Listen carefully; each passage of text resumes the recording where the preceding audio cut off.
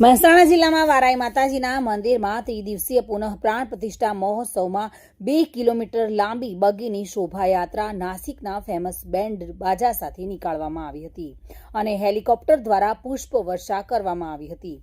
109 જેટલી બગી અને 4 ડીજે સાથે વારાઈ માતાજીના મંદિરના પુનઃ પ્રાણ પ્રતિષ્ઠા મહોત્સવની ભવ્ય ઉજવણી કરાઈ હતી।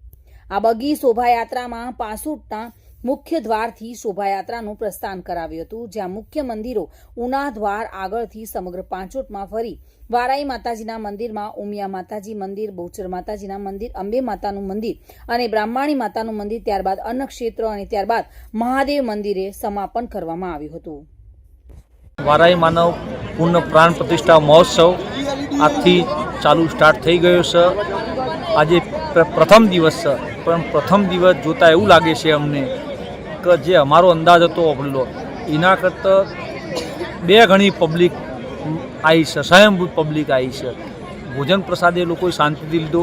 અમારા સ્વયંસેવકો એવી સેવા બજાવે છે કે કોઈ પણ મહેમાનો આવે એમને ભોજન પ્રસાદમાં કોઈ તકલીફ ના પડે।